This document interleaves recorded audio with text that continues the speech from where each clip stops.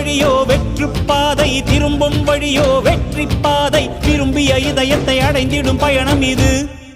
கடல் தாண்டும் பறவைக்கெல்லாம் வழியில் மரங்கள் கிடையாது.